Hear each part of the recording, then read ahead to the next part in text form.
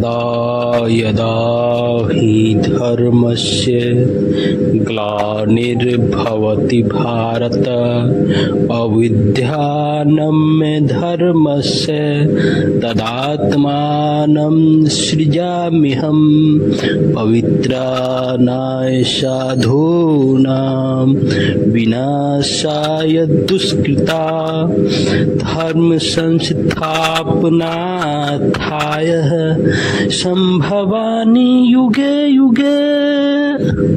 जय श्री कृष्ण। आपने कर्ण जन्म स्टोरी में आपने पिछले एपिसोड में आपने देखा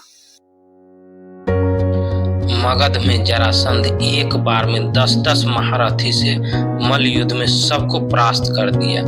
एक सेना सूचना लेके आया और जरासंध को देख भयभीत होकर बोला, महाराज की जय हो। तब जरासंध सेना के पास गया और सेना भय के कारण उसके मुख से सूचना नहीं निकल रहा था। फिर जरासंध बोला, कौन था वो योद्धा, दिखने में कैसा है वो अंगराज? तब सेना बोला, महाराज उसके भुजाओं में पर्वतों जैसा बल था, उसके मस्तक पर सैकड़ों सूर्य का तेज था और उसकी गति ऐसी जैसे पवन को भी गति को पराजित कर दे। महाराज महावीर महावीर, उसने तो दानव को प्रहार करने का एक भी अवसर नहीं दिया। तब जरासंध बोला, दानव के मृत्यु के पश्चात तुम लोग क्या किया? तो सेना बोला, मैं उस स्थान को छोड़ के तुरंत आपको सूचित करने यहाँ चले आए महाराज। तो जरासंध हंसते हुए सेना के पास आके दोनों सेना के कंधे पे हाथ रख के हंसते हुए बोला, अद्भुत।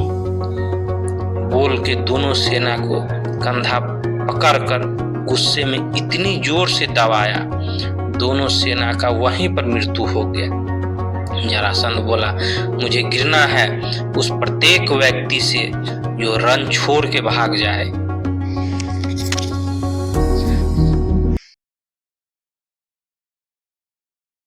जरासंध बोला, मुझे घृणा है उस प्रत्येक व्यक्ति से जो रण छोड़ के भाग जाए।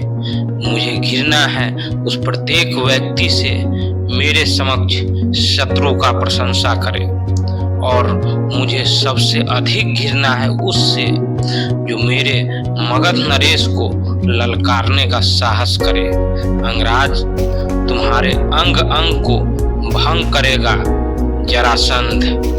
एक और युद्ध का समय आ गया है। और उसके बाद गुरु द्रोणाचार्य अपने शिष्यों और सेना सहित पंचाल के समीप आके बोलने लगे कि कौन होगा वो जो मेरी शिक्षा पर खरी उतरेगा, कौन होगा वो जो मेरे गुरु दक्षिणा देने में सक्षम होगा, कौन होगा वो जो पंचाल नरेश द्रुपद को परास्त करके बंदी बनाकर मेरे समक्ष लेकर आएगा, कौन होगा वो प्रयाण करो। तभी दुर्योधन जोर से बोला, रुको। तब पांचों पांडव मुड़ के दुर्योधन को देखने लगा और द्रोणाचार्य आश्चर्य से दुर्योधन को देखने लगा और बोले, क्या हुआ दुर्योधन? तभी दुर्योधन बोला, गुरुदेव यदि पांडव और कौरव सेना दोनों साथ साथ गए तो इसका निर्णय कैसे होगा कि सर्वश्रेष्ठ कौन है? निर्णय कैसे होगा युवराज कौन बनेगा?